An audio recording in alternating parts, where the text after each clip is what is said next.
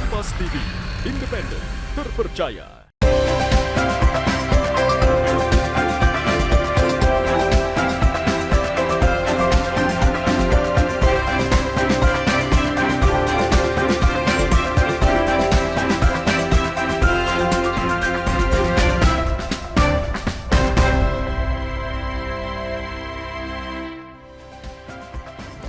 Selamat pagi saudara, apa kabar Anda hari ini? Senang sekali saya Linda Wirawan dapat kembali menjumpai Anda di program Sapa Nusantara edisi kali ini. Seperti biasa kami akan menghadirkan perbincangan menarik untuk menemani aktivitas Anda di pagi hari ini.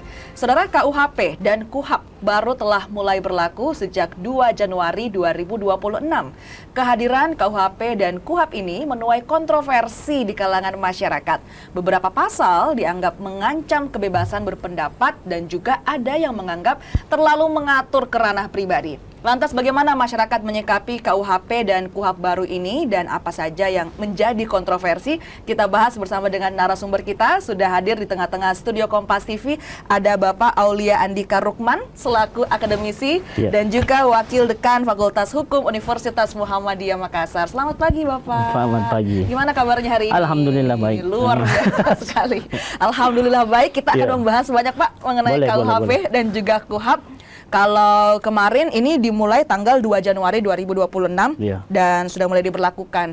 Menurut Anda apa sih sebenarnya alasan penting hadirnya KUHP dan juga KUHAP ini, Pak Andika? Saya rasa alasan yang pertama adalah kita butuh pembaruan ya, modernisasi istilahnya. Karena KUHP ini sudah ada sejak zaman Belanda, ya, tepatnya pada tahun 1918. Ya, ini salah satu upaya dekolonialisasi. Artinya kita masuk ke zaman kemerdekaan. Kemudian yang kedua, ini terkait dengan pembaruan sistem hukum. Ya, jadi sistem hukum yang baru ini harus berubah mengikuti perkembangan masyarakat. Saya rasa dengan umur yang hampir 100 tahun itu, perkembangan masyarakat sudah semakin jauh. Bahkan teknologi mungkin sudah berubah. Nah itu urgensinya menurut saya. Juga mungkin dengan adanya digitalisasi Pak. Iya, ada digitalisasi saat ini yang benar-benar merubah kebiasaan kita semua. Yang tadinya mungkin taruhlah contoh pencemaran nama baik itu bisa hanya melalui di pasar. Saat ini kan di dunia digital semakin luas. Semua orang bisa menyaksikan. Semua orang bisa menyaksikan dan itu tidak bisa dibatasi. Ya, tidak bisa dibatasi. Jadi siapapun bisa menonton. Nah Pak, lantas dengan adanya KUHP ini, ada tidak beberapa pasal yang menurut Anda kontroversi, kemudian banyak masyarakat yang mengkritik, terus contohnya pasal-pasal berapa saja Pak? Saya melihat di beberapa jejak digital itu yang paling banyak menuai kontroversi itu penghinaan presiden ya. Penghinaan presiden, wakil presiden, kemudian di situ ada juga terkait penyampaian aksi unjuk rasa, kemudian juga ada terkait dengan perzinaan dan kohabitasi. Jadi itu menurut Anda tiga yang paling... Iya, itu yang saya lihat paling banyak. Banyak disoroti masyarakat Pak ya? Iya, ada juga kasus korupsi. Kasus korupsi. Oke, kira-kira menurut Anda alasannya, boleh deh kita bergerak satu-satu? Ya, mungkin alasannya. Alasan yang pertama itu karena ada perubahan nih. Jadi masyarakat merasa bahwa terkait dengan penghinaan presiden dan wakil presiden ini kan salah satu wujud ekspresi ketika menyampaikan kritik. Itu kan jangan sampai disalahpahami kritik itu sebagai sebuah penghinaan. Apalagi zaman sekarang kan dengan berbagai model satir politik ya, taruhlah kayak model stand up ya, itu bisa mengancam kebebasan mereka. Nah, tapi saya melihat undang-undang ini di KUHP yang baru ini justru memberikan pagar. Pagarnya adalah yang pertama, delik ini adalah delik aduan absolut. Jadi harus dilaporkan oleh presiden ataupun wakil presiden. Oke, di garis bawah ya Pak, delik aduan absolut bahwa yang bisa melaporkan hanya presiden dan wakil presiden. Jadi pendukungnya tidak bisa tuh? Iya. Menurut KUHP baru ini nggak bisa. Jadi memang terbatas kepada yang merasa diserang kehormatan atau harkat dan martabatnya. Nah, kontroversi yang selanjutnya ini terkait dengan penghinaan lembaga negara ataupun pemerintahan, lembaga pemerintahan. Ini kan sebagai pejabat publik kita tidak bisa membatasi diri sebenarnya. Pasti ada kebijakan-kebijakan yang mungkin bisa dikritisi tentunya. Nah, hal ini kan harus jelas garis batas antara kritik kebijakan atau mengarah kepada penghinaan personal. Ini yang harus benar-benar pedoman teknisnya ini harus nyata di lapangan dan bisa dilaksanakan. Jangan sampai berubah ke pelaksanaan lapangan ini bisa diperluas norma ini. Nah, inilah yang menjadi problematik kita. Oke, kita kembali lagi Pak ke pasal penghinaan presiden dan wakil presiden buat pemirsa yang belum paham. Ini nomor pasalnya 218 KUHP, Undang-Undang nomor 1 2023. Benar. Bunyi pokoknya setiap orang yang di muka umum menyerang kehormatan atau harkat dan martabat diri presiden dan atau wakil presiden dapat dipidana dengan pidana penjara paling lama 3 tahun atau pidana denda kategori 4 Pak ya? 4 ya. Oke, nah ini jadi hanya boleh dilaporkan oleh presiden dan wakil presiden langsung. Nah yang boleh digarisbawahi ini, setiap orang yang di muka umum menyerang kehormatan dan harkat martabat diri presiden. Di muka umum ini maksudnya apa Pak? Apakah memang secara langsung kah? Atau lewat digital juga itu termasuk di muka umum? Seperti apa? Di pasal 219 kan dijelaskan bahwa boleh melalui elektronik. Boleh melalui elektronik? Iya, bisa dalam media digital ataupun di ruang publik lainnya. Nah inilah yang menjadi problem ya. Karena batas antara kritik dan harkat pribadi itu kan beda-beda tipis ya. Apalagi saat ini kritik itu lagi zaman dengan satir ya. Ada pola mungkin dengan model stand up atau jokes-jokes yang mengarah kepada ranah pribadi. Nah inilah menjadi mungkin salah satu yang dikritisi oleh masyarakat saat ini. Nah ada tidak potensi kemudian hal ini digunakan untuk kepentingan non hukum, misalnya kemudian untuk membungkam lawan politik atau kemudian yang berseberangan dengan pemikiran yang bersangkutan atau seperti apa Pak? Sekali lagi semua kemungkinan itu bisa terjadi kalau pedoman pelaksanaan teknisnya ini tidak jelas. Ya, oleh karenanya sebaiknya memang aturan teknis ke bawah itu harus dibuat sejelasnya supaya tidak terjadi korban kriminalisasi. Berarti untuk saat ini pedoman pelaksanaan teknisnya itu belum ada.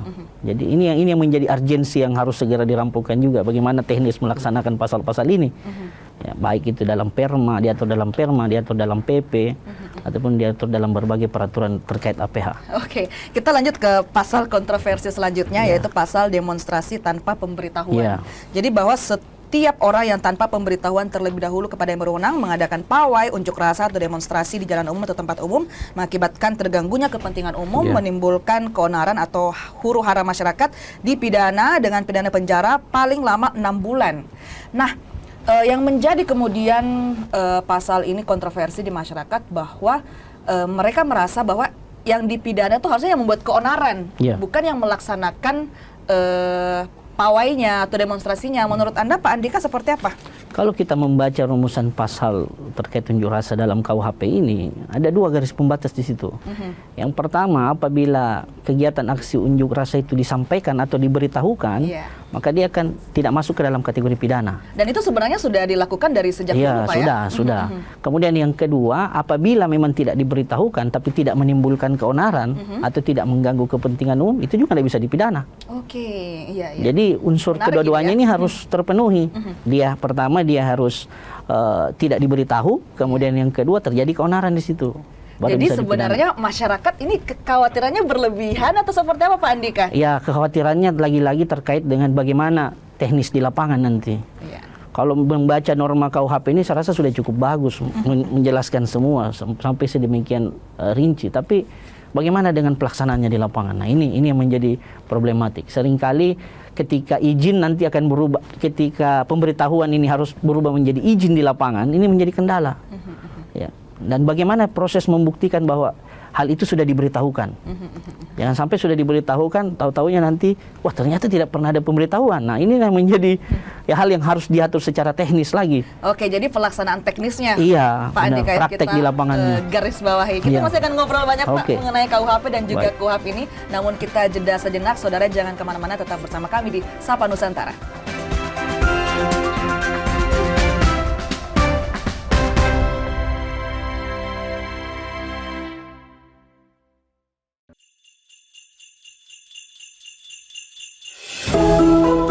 Natal membawa harapan dan memberi kehangatan. Berkat Natal kiranya dapat menyelamatkan keluarga dan mengeratkan persaudaraan.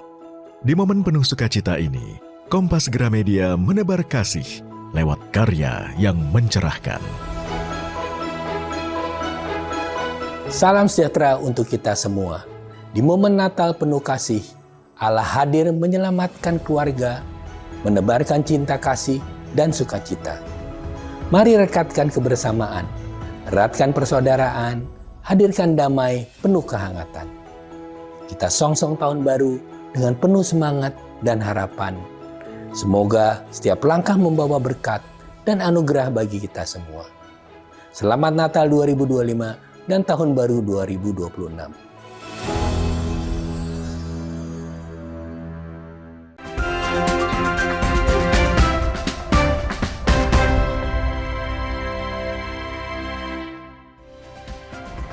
Terima kasih saudara, Anda masih bersama kami di Sapa Nusantara. Kita masih bersama dengan Bapak Aulia Andika Rukman selaku akademisi dan juga Wakil Dekan Fakultas Hukum Universitas Muhammadiyah Makassar.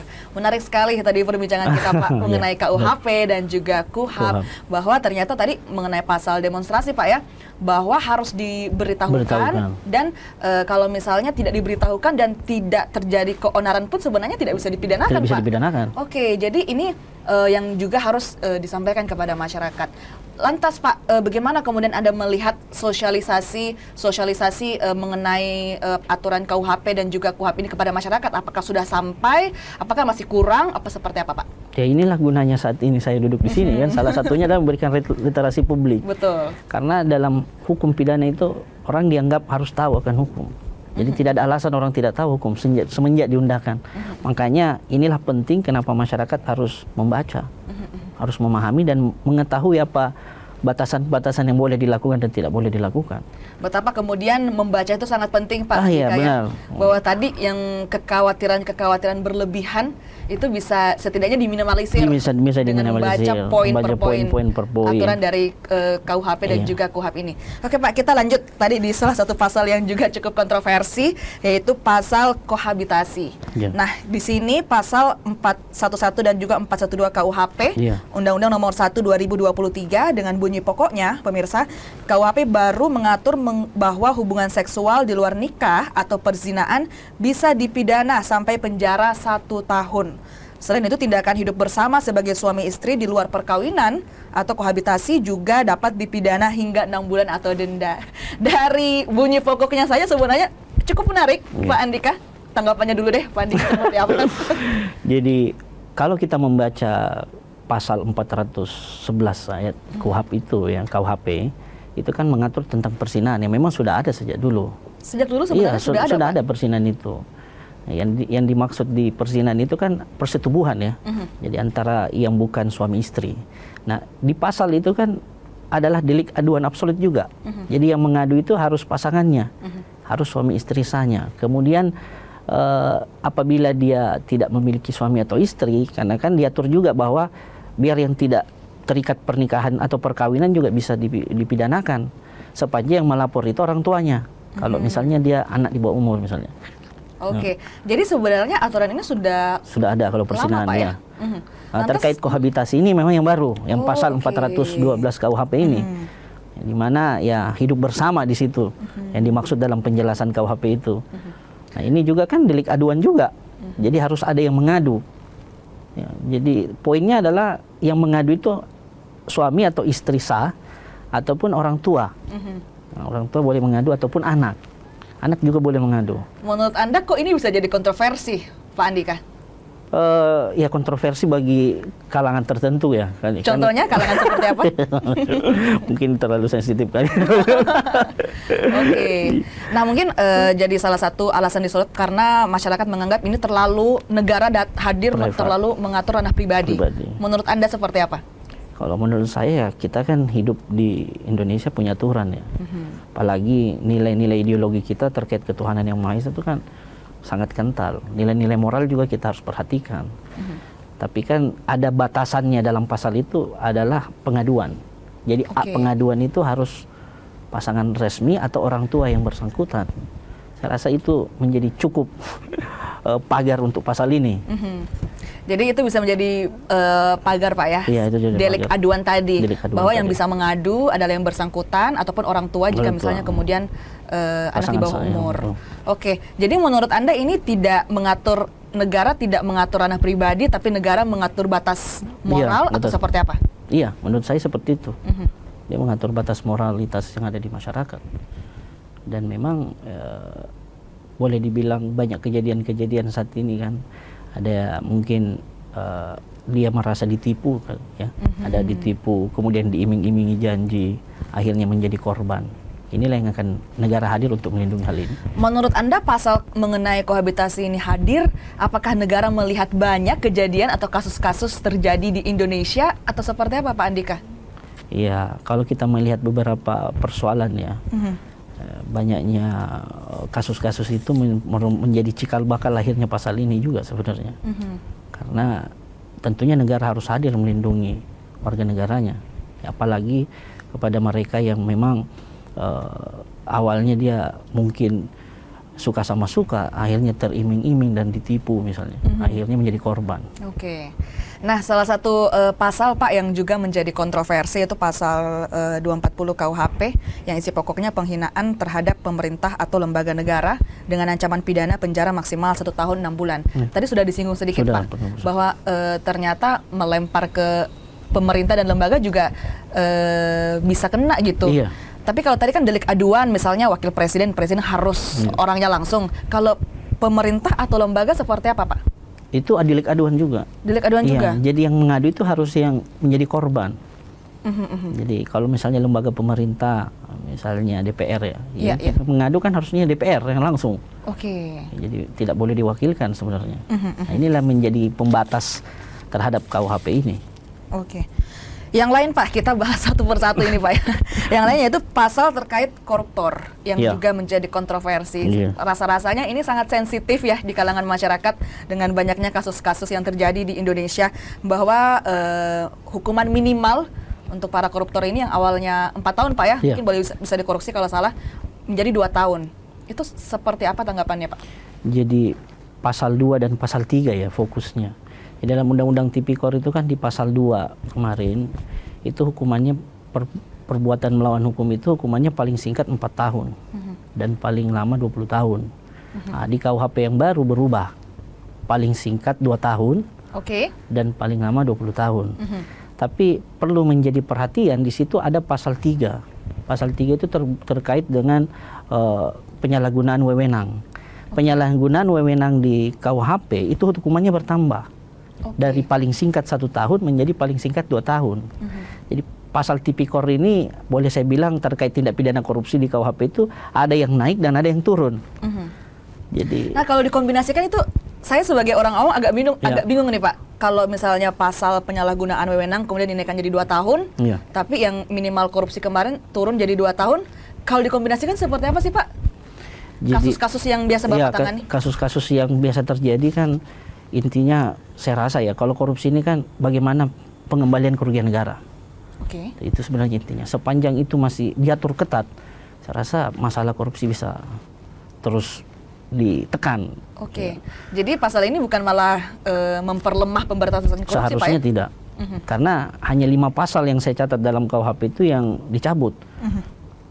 Pasal korupsi dalam KUHP yang dicabut itu ada 5. Dan selebihnya masih berlaku tentunya. Dengan keberlakuan itu kan sebenarnya tidak mengurangi efek pemidanaan sebenarnya. Jadi tetap berjalan sebagaimana mestinya. Sekali lagi kembali kepada peraturan teknisnya nanti. Bagaimana harmonisasi antara undang-undang ini. Tentunya karena KUHP sudah mengalami perubahan, undang-undang korupsi juga harus mengalami perubahan nanti. Untuk menjalin harmonisasi antara Undang-Undang Tipikor dan KUHP.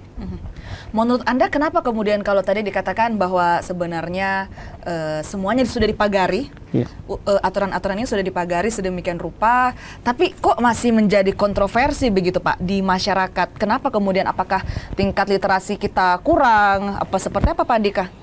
Ya mungkin masyarakat melihat efek hukuman penjara ya, yang tadinya dari 4 tahun paling sedikit turun menjadi 2 tahun.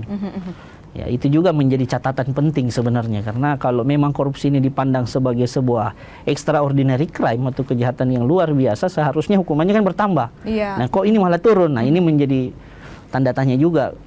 Kami juga akademisi bertanya juga, ini kok bisa turun ini? Apa kira-kira yang menjadi landasan kenapa pasal ini hukuman pidana penjaranya diturunkan? Itu. Masih jadi tanda tanya juga ya, bahkan di kalangan akademisi. Kita masih akan ngobrol banyak Pak mengenai KUHP dan juga KUHAP. Namun kita jeda sejenak, saudara jangan kemana-mana, tetap bersama kami di Sapa Nusantara.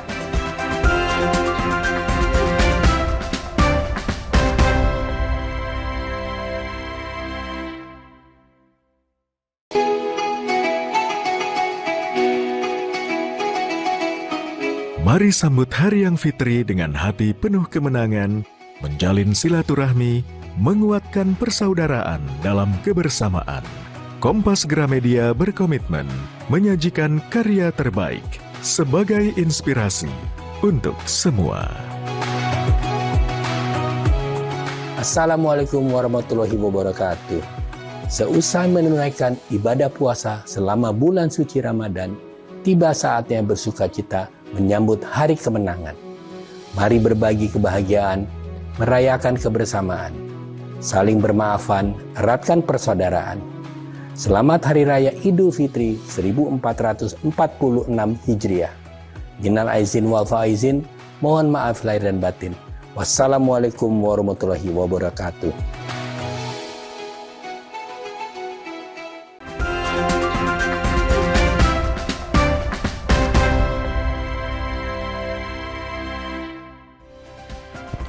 Terima kasih saudara, Anda masih bersama kami di Sapa Nusantara. Kita masih bersama dengan Bapak Aulia Andika Rukman selaku akademisi dan juga Wakil Dekan Fakultas Hukum Universitas Muhammadiyah Makassar.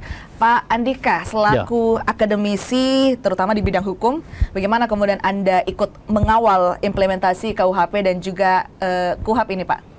Ya, ini penting karena kita harus menyampaikan ini ke masyarakat luas.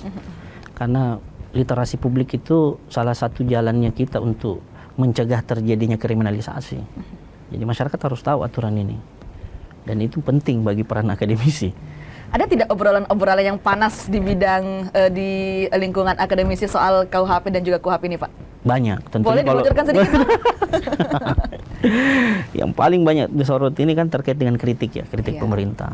Ini yang paling sering muncul dalam sorotan.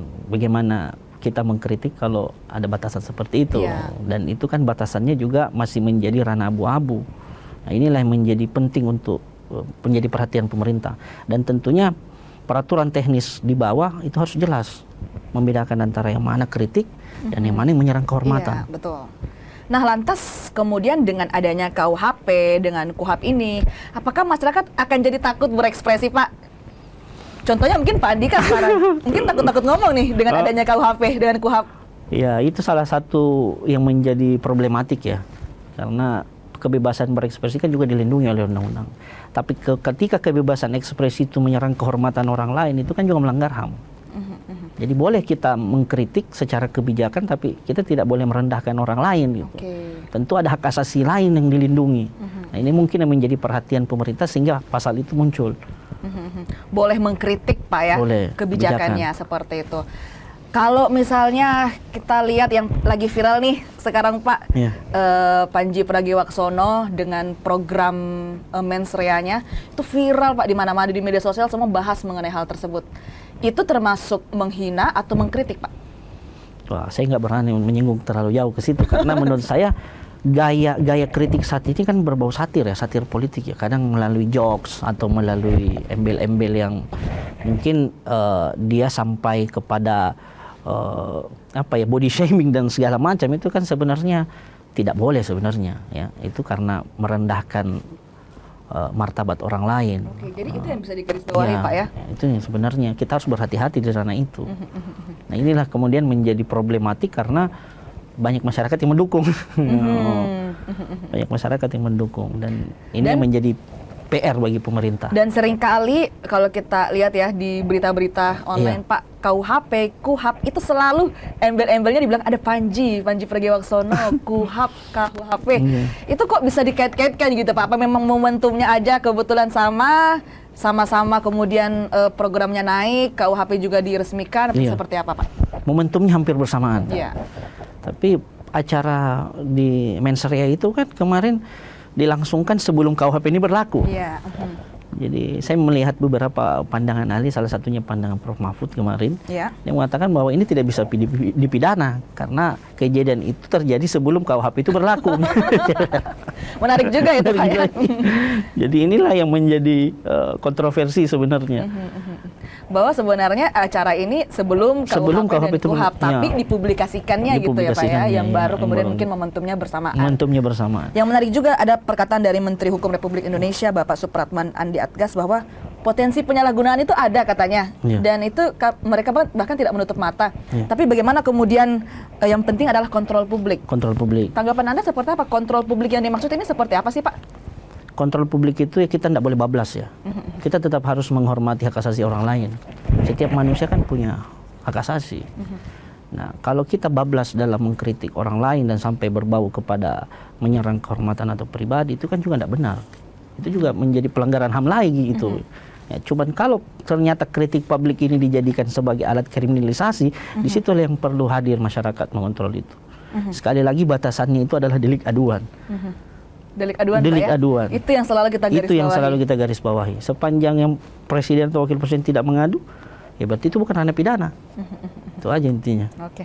Nah, sejumlah orang telah mengajukan gugatan, Pak, ke Mahkamah Konstitusi terkait dengan KUHP dan juga KUHP ini. Bagaimana Anda melihat mekanisme ini dan seberapa terbuka peluang uji materi terhadap pasal-pasal bermasalah di Mahkamah Konstitusi? Ya, terkait dengan uji materi ini kan pertama dia harus menyangkut hak konstitusional warga negara. Jadi sepanjang memang dia bertentangan dengan nilai-nilai konstitusi, tentunya kita punya ringnya. Ada Mahkamah Konstitusi yang menjaga itu hak konstitusional. Dan tentunya Mahkamah Konstitusi juga bisa melihat apakah benar rambu-rambu ini dilewati oleh konstitusi, dilewati oleh undang-undang. Nah, itu yang menjadi pokok utamanya. Oke, itu yang menjadi pokok utamanya, Iya. Pak, ya. Oke, terakhir mungkin pesan-pesan yang bisa Anda sampaikan kepada masyarakat, apalagi terkait dengan KUHP dan Iya. juga KUHP ini, mungkin bisa Anda sampaikan dan juga harapan ke depannya Iya. untuk Indonesia dengan aturan baru ini. Silahkan, Pak. Jadi saya rasa masyarakat tidak perlu terlalu panik berlebihan ya. Karena norma itu hadir benar-benar membawa perubahan baru. Jadi tidak ada peraturan hukum yang sempurna. Cuma sekali lagi ya masyarakat harus melek hukum. Dia harus membaca, harus literasi lagi terkait KUHP ini. Rambu-rambu apa yang dibolehkan dan yang tidak dibolehkan itu penting. Jadi itu. Harapannya ke depannya seperti apa? Harapannya ya semoga pemerintah bisa segera mengeluarkan petunjuk teknis dari pelaksanaan peraturan ini. Karena bisa menjadi problematik ketika tafsirnya kemana-mana. Oke, semoga tidak terjadi multitafsir Iya, seperti itu, Pak, ya. multitafsir. Dan tadi saya garis bawahi bahwa tidak ada hukum yang sempurna. Tidak ada yang hukum sempurna. Tapi bagaimana kemudian masyarakat Indonesia Iya. harus melek hukum. Iya. Terima kasih sekali lagi Pak Andika sudah bergabung Siap. bersama kita di Sapa Sama-sama. Nusantara. Dan saudara, informasi tadi juga sekaligus menutup perjumpaan kita di Sapa Nusantara edisi kali ini. Saya Linda Wirawan bersama dengan segenap kru yang bertugas mengucapkan terima kasih. Selamat pagi, selamat beraktivitas dan sampai jumpa.